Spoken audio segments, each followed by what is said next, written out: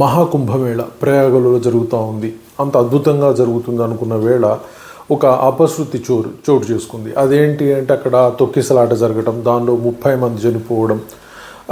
ఇది చాలా బాధాకరమైన విషయం. సో అలాగే దేశం మొత్తం కూడా సంతాపాన్ని వ్యక్తం చేస్తూ ఉంది.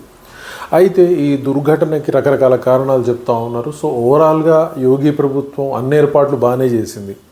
అది అందరూ కూడా ప్రపంచవ్యాప్తంగా పొగుడుతూ ఉన్నారు. కానీ దీనిలో ఒక చిన్న అపశృతి ఇలాంటి దుర్ఘటనకు కారణమైంది. సో అది డెఫినెట్గా ఎవరైనా విచారించదగ్గ విషయం. దానికి గాను యోగి ఉత్తరప్రదేశ్ ముఖ్యమంత్రి విచారణకు కూడా ఆదేశించారు. సో ఇది ఒక భాగం.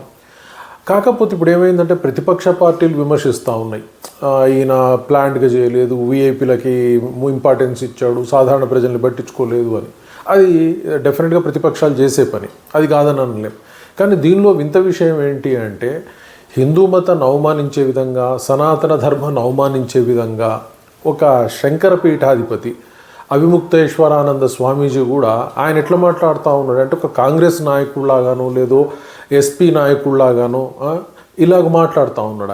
ఆయన ఒక స్వామీజీలాగా మాట్లాడాడు. ఏ స్వామీజీ కూడా దాని మీద తమ విచారాన్ని వ్యక్తం చేస్తూ ఉన్నారు తప్పితే ఒక రాజకీయ నాయకుడిలాగా మాట్లాడలే. కానీ అవిముక్తేశ్వరానంద మాత్రం ఏమని మాట్లాడుతూ ఉన్నాడు, ఇది 40 కోట్ల మంది వచ్చి చేసుకునే విధంగా మేము ఏర్పాట్లు చేసినాం అని అన్నారు. కానీ మరి ఇప్పుడు ఇదంతా ఎందుకు జరిగింది అంటే అన్ని అబద్ధాలు చెప్తున్నారు అన్నట్టుగా మాట్లాడుతూ ఉన్నాడు. అలాగే ఆయన యోగి ఆదిత్యనాథ్ని కూడా టార్గెట్ చేశాడు. ఆయన ఏం చెప్తా ఉన్నాడు, ఈయన ముఖ్యమంత్రి పదవికి అనర్హుడు, ఈయన వెంటనే నరేంద్ర మోడీ, అమిత్ షా ఈయన పదవి నుంచి తీసేసేయాలి అని చెప్తా ఉన్నాడు. సో ఓవరాల్గా ఈయన ఉద్దేశం ఏంది, అంతకుముందు ఒక పత్రికా విలేకరుల మీటింగ్లోనో మీడియా మీటింగ్లో మాట్లాడితే ఏమని చెప్తానంటే భారతదేశానికి ఇంతవరకు హిందూ ప్రధానమంత్రి లేడు, హిందూ ముఖ్యమంత్రి లేడు అని చెప్పాడు. అంటే మరి నరేంద్ర మోడీ ఎవరు, అంతకుముందున పివి నరసింహారావు ఎవరు, అలాగే వచ్చేసి మన్మోహన్ సింగ్ ఎవరు, ఈయన చెప్పాల్సిన అవసరం ఉంది.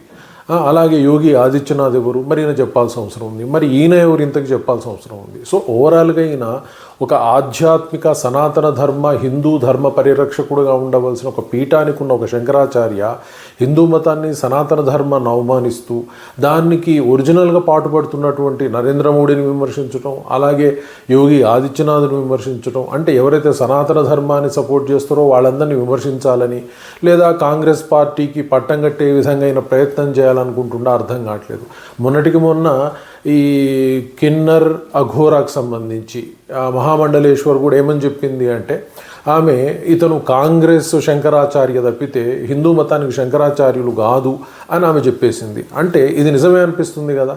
మరి ఈయన ఒకవేళ ఆ దుర్ఘటన జరిగినప్పుడు విచారం వ్యక్తం చేయడం తప్పు లేదు, అలాగే అక్కడ ఏర్పాట్లు కొన్ని బాలేవు అని చెప్పడము ఇలాంటివి మాట్లాడటం తప్పు లేదు. కానీ కంప్లీట్గా విమర్శించటం, అలాగే హిందూ మతాన్ని అవమానించే విధంగా, అలాగే సనాతన ధర్మాన్ని అవమానించే విధంగా ఒక స్వామీజీ మాట్లాడకూడని మాటలు ఒక రాజకీయ నాయకుడిగా మారి మాట్లాడటం అనేది సమంజసమైన విధానం కాదు. అంటే ఈయన సనాతన ధర్మంలో ఉన్న స్వామీజీలు శంకర మఠాలు ఎలా ఉంటాయని ప్రజలకు తెలుపదలుచుకున్నాడు. ఇప్పటికే ఇతర మతాల వల్ల హిందూ మతం చాలా వీక్ అవుతుంది అన్న ఒక భావన ప్రజల్లో ఉంది.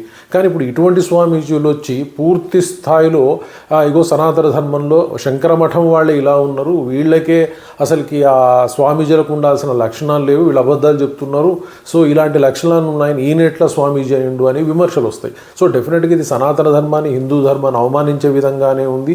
ఇప్పటికి కూడా ప్రభుత్వాలు ఈయనని ఆ పీఠం నుంచి దింపడానికి ప్రయత్నం చేస్తే మంచిది. లేదు అంటే ఈ స్వామీజీలు రాజకీయాల్లో వచ్చేసి మరి చేసుకుంటే మంచిదే. కానీ రాజకీయాలు వదిలేసి మఠాన్ని పట్టుకొని కూర్చొని మఠం పేరు మీద, సనాతన ధర్మం పేరు మీద, హిందూ మత ధర్మం పేరు మీద హిందూ మతాన్ని అవమానించే చర్యలని ప్రభుత్వం నిరసించాలి. ఇలాంటి వాళ్ళని ఆ పీఠాల్లో ఉండకుండా చూసుకుంటే చాలా మంచిది. లేకపోతే మాత్రం సనాతన ధర్మానికి హిందూ ధర్మానికి చాలా చెడు జరిగే అవకాశం ఉంది.